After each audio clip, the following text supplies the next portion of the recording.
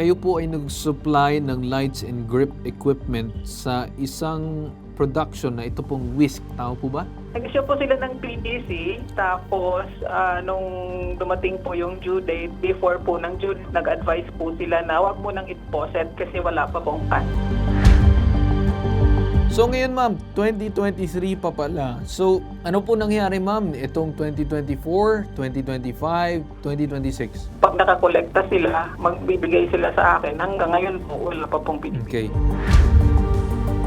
Napakinabangan niyo yung equipment, napakinabangan niyo yung tao, nabigay yung serbisyo, tapos hindi niyo man lang binabayaran with the said 90 days. Yan po ay magiging krimen po yung kanyang hindi pagbabayad. Kung hindi pala niya matutupad yan, pagpapanggap pong ituturing ng batas yan, Artikulo 315, Article 315, Revised Penal Code of the Philippines, at ito po'y ginagawang estafa, pang-umit, panlilinlang, na may parusang pagkakabilanggo, 6 na taong pagkakabilanggo sa bawat 100,000 pisong sangkot po dito. Pambansang Sumbungan, Bitag Helpdesk. Ma'am, kayo po ay nag-supply ng lights and grip equipment sa isang production na ito pong Whisk. Tama po ba? Opo, sir. Ma'am, pagkwento nga sa akin, paano po nagsimula yung inyong transaction na kung saan parang kinunan kayo ng mga equipment and supplies? Kasi po supplier po kami ng lights and grips. Tumawag po sa akin yung PA nila na may project po sila. So, nag-provide po kami ng quotation, tapos sa pagkasunduan po namin yung cost, kaya po na tuloy po yung issue. Kumbaga kami po yung nag-provide ng equipment. Marami na pong supplier, pero napagkasunduan naman po namin yung cost. So, kami po yung nakapag-supply. Okay. So, February pa po yun nung 2022. Tapos, ang usapan namin actually noon is 90 days. 90 days, parang upon delivery, may i-remit na sa iyo yung bayad. Hindi, 90 days yung payment after ng shoot. Yes, yun nga ma'am. After nyo ma-supply ang equipment, 90 days after kayo mababayaran. Opo. Okay. Okay, so nag-issue sila ng PDC, ma'am. Ano po nangyari doon sa mga PDC? Kasi kanina, parang nababanggit, ay nagkaroon ng papalit-palit na cheque. Nag-issue po sila ng PDC, tapos nung dumating po yung due date, before po ng due date, nag-advise po sila na huwag mo nang i-deposit kasi wala pa pong funds. Okay. So nakailang sabi sila ng ganun, ma'am? 3 palit po kami ng cheque. Pangatlo So, po yan. Okay. So 3 check, tapos ano yun, within the 6 months time frame na nagpalit ng cheque.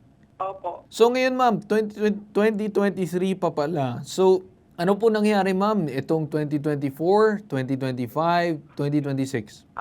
Weekly po ako nagpa-follow up sa kanila. Lagi pong sinasabi nila na pag nakakolekta sila, magbibigay sila sa akin. Hanggang ngayon po, wala pa pong binibigay. Okay. Ngayon ma'am, bakit po kayo napalapit dito sa aming tanggapan regarding dyan sa issue na hindi pa kayo nababayaran na nitong umano'y production outfit?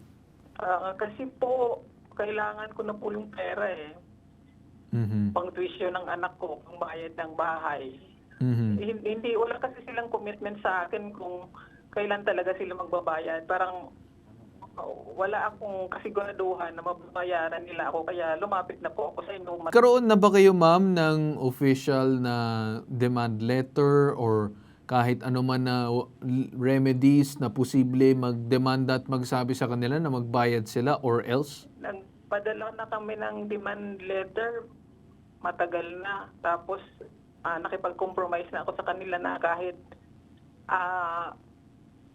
yung partial ang payment, like 50,000 a month, ganun. Pero wala pa rin. So wala pa rin. So kahit anong pakikipag-usap mo, kahit anong adjust mo na para sa kanila, hanggang kasalukuyan, wala ka pa rin nakukuha. Opo, last kami nag-usap, sabi ko kailangan ko na po ng pera kasi nga mag-tuition yung anak ko, mag-i-exam na. Okay. Magkailangan na magbayad sa school. Tapos, ang pangako nila, ang sinasabi ni Miss Carly is, maghahanap siya ng mahihiraman niya para ibayad niya sa akin. Bakit ganun, ma'am? Hiraman? Bakit? Palugi na ba yung Whisk? Hindi ko lang po. Parang sa kung paano sila upatakbo ng negosyo, ma'am, parang palugi na yan.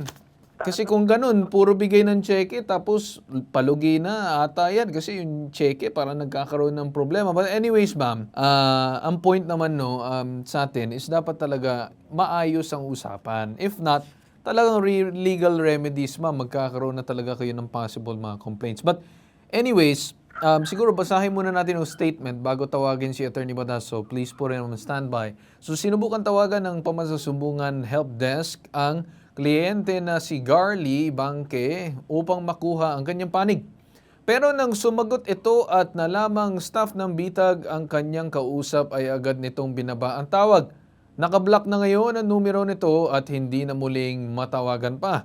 So nakakita naman natin dyan sa ating screen, we tried calling the said person, we tried to reach out to them, we tried talking to them, but the thing is, yung ginagawa nila ay ayaw na nilang kausapin ng ating staff. Ang masasabi ko na lang dito sa mismong kumpanya na ito, na itong Garly Bangke at itong mismong Managing Director and Executive Producer ng Whisk Production, ang masasabi ko na lang, napakinabangan nyo yung equipment, napakinabangan nyo yung tao. Marami kayong napakinabangan, nabigay yung serbisyo, tapos hindi nyo man lang binabayaran with the said 90 days. Hindi ako nandito para maningil. Nandito ako para magsabi ng totoo. Ano ba kayo? Palugi na ba kayo? Marami na ba kayong problema dyan sa kumpanya? Akala ko ba, bali-balita ko, malaking kumpanya kayo. So why are there said people coming to us complaining of your said company? Kasi ang problema dito, magbibigay kayo ng check, papalit-palit naman, tapos ayaw nyo pa in cash. Ano yun? Hindi ko maintindihan ko ito pang Whisk. Hindi ko alam kung may logo pa tayo ng Whisk dyan. Pakita, nakakabuisit. Pakinggan yung Whisk. Diyos ko, bumili na lang siguro yung parang KitchenAid, tapos automatic na lang, parang hindi na mag-whisk siguro. But anyways, buisit ako doon sa naririnig ko na kung saan you take advantage of these people, you take advantage of these suppliers, tapos wala man lang kayong sense of urgency, tapos tinataguan nyo pa yung tao. Pagkatapos gawin ang kanilang dapat na gawin, bali-balita ko, Makati pa daw ang inyong negosyo. Makati pa ang inyong office. Napaka-social nyo naman. Tapos itong tao na simpleng tao lang na hirap na dun sa kanyang pagtustos ng kanyang pang-araw-araw or expenses ay parang nagmamakaawa pa dito sa amin. Yan lang ang gusto ko sabihin. Sana sa susunod siguro mailagay yung logo ng buisit na Whisk na yan. Whisking kung mukha nila eh. At maliwanag lang naman po dito, may pananagutang kriminal pa rin po itong mga tao na tumanggap ng gamit, ng lighting, ng grip, para gamitin sa kanilang negosyo nang may pangako na may kakayahan silang bayaran. Meron silang negosyo, meron silang koneksyon para yung mga kinuha nilang supplies, mababayaran nila. Sabi po ng Artikulo 315 ng Kodigo Penal ng Pilipinas, pagka isang tao nangako na may kakayahan siyang magbayad, may kakayahan siyang tugunan ng kanyang mga pinangakong obligasyon, partikular ang pagbabayad sa mga halaga ng mga bagay na kanyang kinuha, yan po ay pananagutan niya kung hindi siya nakapagbayad o di kaya yung checking ibinigay niya ay tumalbog ng krimen.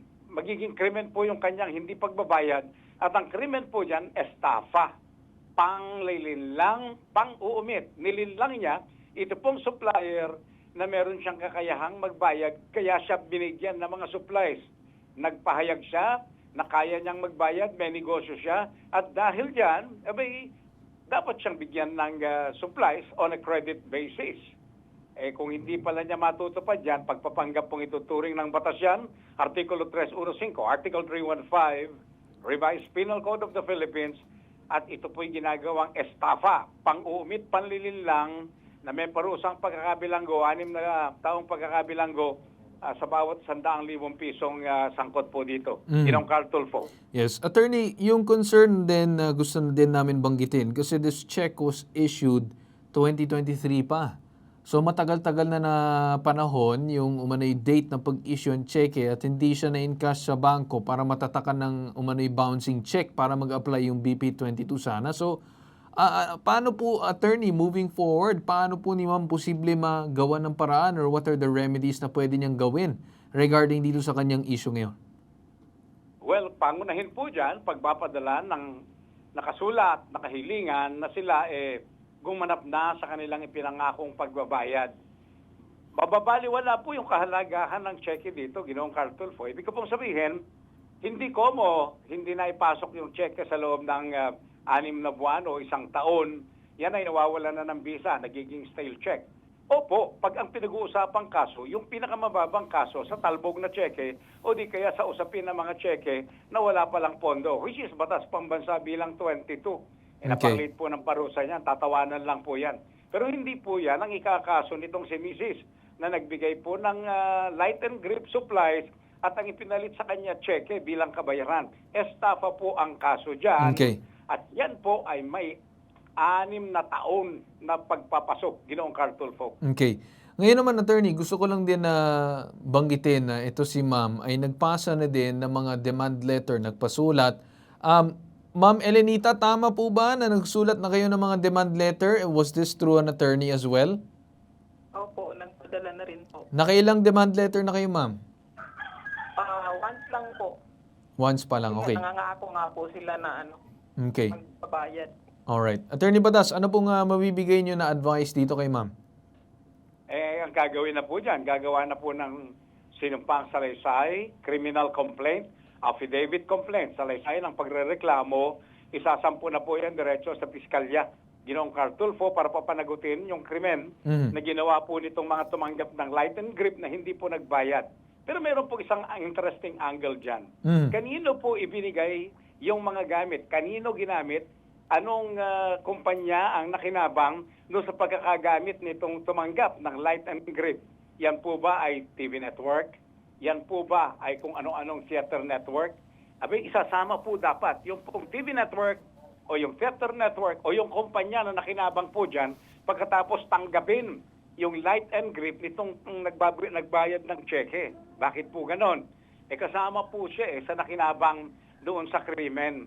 Okay. At the very least, civil po yung pananagutan noong pong nakinabang na kumpanya. Bagamat hindi siya nakipag-usap doon kay Mrs. na supplier. Bakit Okay. po? Sabi nakinabang po siya, dapat siyang magbayad sa kanyang pakinabang. Ginoong Carl Tulfo. Ma'am Elenita, ganito, ang ating pag-uusap naman ngayon ay para manilawan po at para moving forward, ano pong pwedeng gawin. Now, we tried calling the said company, but again, if they decide to not answer, nasa kanila naman yun. But lagi po namin sinasabi dito, binibigyan namin yung karapatan na marinig sila. But with that said, legal remedies na po yung napag-uusapan dito. And siguro ma'am, after ng show, may advice lang ako sa staff para po sabihin sa inyo na posibleng pwede nyo din gawin as a possible way na posibleng maabot yung kumpanya. Kasi maganda din yung sinabi ni Attorney Batas na kung sakaling sabihin natin na hindi talaga namamansin itong production, sino ang kliyente na nakikinabang dito sa WISC, then yun po ma'am ang posibleng habulin nyo at ipagbigay alam ang mga problema na meron ka dito sa WISC. Naintindihan nyo ba yun, ma'am? Opo. Then ma'am, siguro with that said, then kinakailangan na po talaga ng legal remedy dito kasi meron lang limitations din also as well. Kung sakaling hindi po sila talaga na makikipag-usap, then ang court na po ang magdidikta sa kanila na dapat bayaran ka. Okay po, ma'am? Opo. Okay, so with that said, Ma'am Elenita, ako naman nagpapasalamat sa inyo at isa kapagbigay tayo ng dagdag kaalaman sa lahat ng mga nanonood and also to you as well. Maraming salamat po sa inyo, Ma'am Elenita. Maraming salamat din po. Alright. So, sa lahat ng mga kumpanya dyan, I do understand kung may financial hardship or paghihirap or pagkalugi ang isang kumpanya. But, kailangan nyo pa rin gawin ang lahat para mabayaran pa rin lahat ng mga obligasyon at mga supplier ninyo. Huwag nyong kukunin ng isang supplier kung sino man kung hindi nyo naman kaya bayaran para sa isang proyekto. Kawawa naman yung supplier at kumpara naman sa inyong malalaking kumpanya. Kung hindi nyo pala kaya, bakit nyo pa tinanggap yung proyekto? So with that said, dyan na tayo nagtatapos sa ating programa ngayon. Itong Pambansang Sumbungan Bitag Helpdesk.